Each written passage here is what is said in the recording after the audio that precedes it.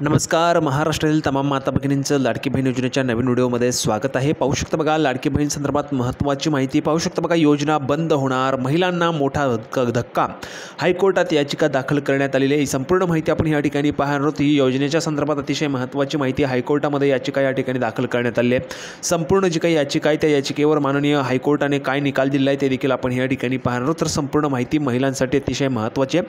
तर तमाम माता भगिनींना, महाराष्ट्रातील सर्व माता भगिनींना सूचना आहे, लगेच व्हिडिओ लाईक करा आणि लगेच चॅनलला सबस्क्राईब करून घ्या. अतिशय महत्त्वाची बातमी तुम्हाला लाडकी बहीण योजनेच्या संदर्भात प्रोव्हाइड केली जाणार आहे.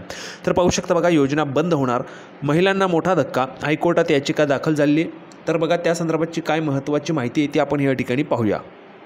पाहू शकता महाराष्ट्रातील तमाम माता भगिनी बघा, लाडक्या बहिणीला मुंबई हायकोर्टात आव्हान, पहिल्या हप्त्यावर मंगळवारी निर्णय. तर बघा, मुंबई हायकोर्टामध्ये, मुंबई उच्च न्यायालयामध्ये ह्या ठिकाणी आव्हान देण्यात आले. याचिका जी आहे ती दाखल करण्यात आलेली आहे आणि त्या याचिकेवर काय ह्या ठिकाणी महत्त्वाची निर्णय जो आहे तो झालेला आहे ते पाहणार आहोत. पाहू शकता बघा, सकाळमध्ये आलेली बातमी आहे, 12:39, लेटेस्ट बातमी आहे, 2 ऑगस्ट 2024, आत्ताचीच बातमी या ठिकाणी आहे. तर पाहू शकता बघा, लाडकी बहीण योजनेला मुंबई उच्च न्यायालयात आव्हान देण्यात आले. नवी मुंबईतील चार्टर्ड अकाउंटंट यांनी मुख्य न्यायमूर्ती देवेंद्र कुमार उपाध्याय यांच्या कोर्टात यासंबंधीची याचिका सादर केलेली आहे. तर बघा, सर्वात अगोदर अपडेट तुम्हाला आपल्या चॅनलच्या माध्यमातून दिली जाते. त्यासाठी तमाम सर्व माता भगिनींनी लगेच व्हिडिओ लाईक करा आणि लगेच चॅनलला सबस्क्राईब करून घ्या.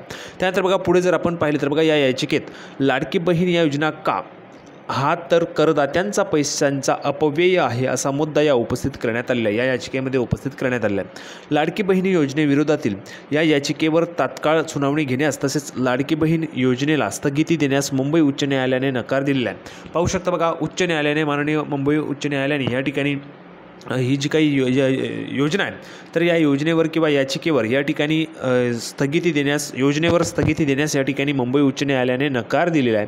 तर बघा, अशा पद्धतीचे बहुतेक माता भगिनींच्या कमेंट्स होत्या की सर योजना बंद होणार आहे का, याचिका दाखल झाली आहे. तर बघा, माननीय उच्च न्यायालयाने सध्या तरी या योजनेला स्थगिती देण्यास नकार दिलेला आहे. त्यामुळे तुम्ही काळजी करायची नाही, तुमची योजना सुरूच राहणार आहे. ठीक आहे. तर बघा, यावेळी याचिकेवर सुनावणीस एवढी घाई का, असा प्रश्न या ठिकाणी उपस्थित करत न्यायालयाने याचिकाकर्त्यांची विनंती मान्य करण्यास स्पष्ट नकार दिला होता. ठीक आहे. त्यानंतर पुढे जर आपण पाहिलं तर बघा, पुढे आपल्याला पाहायला मिळतं याचिकाकर्त्यांचं म्हणणं काय. तर लाडकी बहीण योजना का, असा प्रश्न या ठिकाणी आहे. हा तर करदात्यांचा पैशांचा अपव्यय असून या योजनेमुळे तिजोरीवर मोठा भार पडत असल्याचा दावा याचिकाकर्त्यांकडून करण्यात आलेला होता. तसेच 14 ऑगस्टला सरकारी तिजोरीतून जाणाऱ्या योजनेच्या पहिल्या हप्त्यावर तात्काळ स्थगिती देण्याची मागणी देखील या याचिकेत करण्यात आली होती. आता सदर याचिकेवर मंगळवारी तातडीची सुनावणी होणार आहे. तर बघा, सदर याचिकेवर मंगळवारी या ठिकाणी तातडीची सुनावणी जी आहे ती होणार असल्याची माहिती देखील आपल्याला या ठिकाणी सकाळच्या माध्यमातून पाहायला मिळालेली आहे. त्यामुळे तुम्ही काळजी करू नका. सध्या तरी माननीय उच्च न्यायालयाने स्थगिती देण्यास नकार दिलेला आहे, परंतु मंगळवारी जो काही निर्णय होईल त्यानंतर तुमच्या योजनेच्या संदर्भातचे संपूर्ण जे काही अपडेट्स असतील त्या तुम्हाला लवकरात लवकर सर्वात अगोदर आपल्या चॅनलच्या माध्यमातून दिल्या जाणार आहे. तर सर्वांनी चॅनलला सबस्क्राईब करून घ्या आणि लगेच व्हिडिओला लाईक करून घ्या. ठीक आहे. त्यानंतर आता आपण काही माता भगिनींचे महत्त्वाचे प्रश्न आहेत ते देखील पाहूया. बघा, पहिला आणि अतिशय महत्त्वाचा प्रश्न बघा, ज्योत्स्ना वाजे यांचा. बघा, हो पण इन रिव्ह्यू दाखवतोय, 8 दिवस झाले.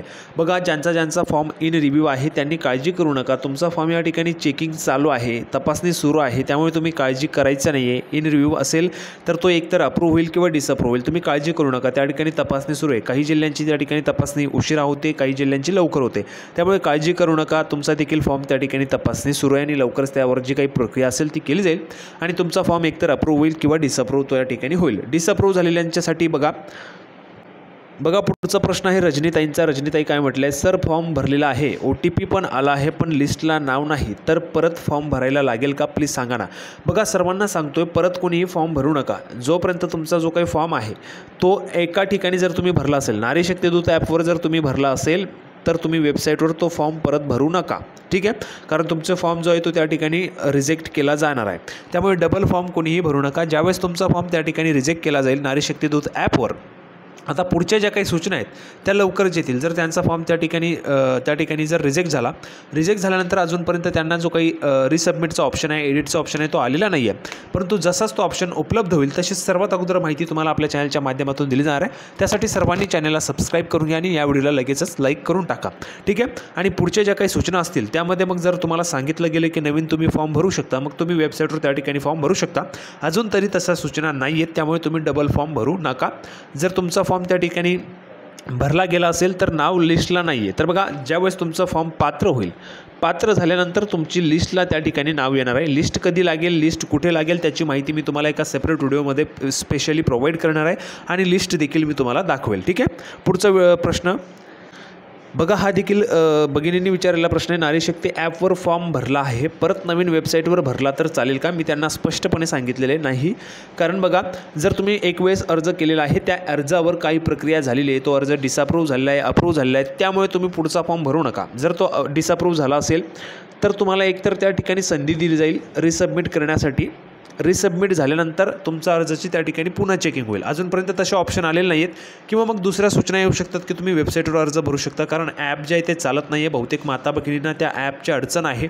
ॲपमध्ये डेटा पाहायला मिळत नाही, त्यांचे अर्ज पाहायला मिळत नाही. त्यामुळे काळजी करू नका, लवकरच ज्या काही नवीन सूचना असतील त्या ठिकाणी येतील. कारण सर्वच माता भगिनींचे जे काही प्रश्न आहेत ते शासनापर्यंत त्या ठिकाणी पोहोचत असतात. माता भगिनींना काय अडचणी होत आहेत ते त्या ठिकाणी शासनापर्यंत पोहोचल्यानंतर पुढील ज्या काही सूचना आहेत त्या येतील. जशा सूचना येतील तशाच तुम्हाला अपडेट आपल्या चॅनलच्या माध्यमातून दिली जाणार आहे. पुढचा प्रश्न आहे बघा, प्रश्न अशा पद्धतीचा आहे. छान माहिती, मार्गदर्शन, धन्यवाद. पण एक फॉर्म जायला खूप वेळ लागतो. गोल फिरत OTPच येत नाही. कधी सर्व्हर डाऊन, पूर्वी भरलेले फॉर्म दिसतात तर परत नाही. अप्रुव्हल झाला मोबाईलचा, एकच आकडा चुकीचा असून देखील लालमध्ये दाखवतो, तर ती चूक दुरुस्त कशी करायची?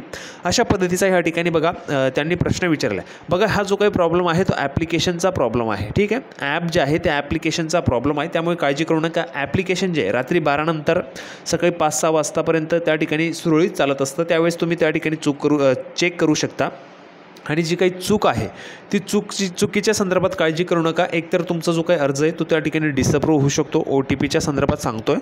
जर डिसअप्रूव्ह झाला तर अजूनपर्यंत त्यांना एडिटचा ऑप्शन आलेला नाही आहे. ज्यांचा अर्ज जो आहे तो डिसअप्रूव्ह झालेला आहे त्यांना अजूनपर्यंत एडिटचा ऑप्शन आलेला नाही आहे. जसाच एडिटचा ऑप्शन येईल, जशीच पुढील काही अपडेट असेल मी तुम्हाला आपल्या चॅनलच्या माध्यमातून प्रोव्हाइड करणार आहे. त्यासाठी सर्व माता भगिनींनी लगेच व्हिडिओला सबस्क्राईब करून ठेवायचं आहे. तर बघा, अशा पद्धतीने अतिशय महत्त्वाची माहिती आपण पाहिलेली आहे. लाडकी बहीण योजनेच्या संदर्भात हायकोर्टात याचिका दाखल झाली आहे आणि माननीय हायकोर्टाने या ठिकाणी तातडीने सुनावणी घेण्यास नकार दिला आहे आणि योजनेवर स्थगिती देण्यास देखील नकार दिलेला आहे. त्यामुळे पुढची जी काही सुनावणी त्यामध्ये काय निर्णय होतो त्याची देखील अपडेट तुम्हाला आपल्या चॅनलच्या माध्यमातून दिली जाणार आहे.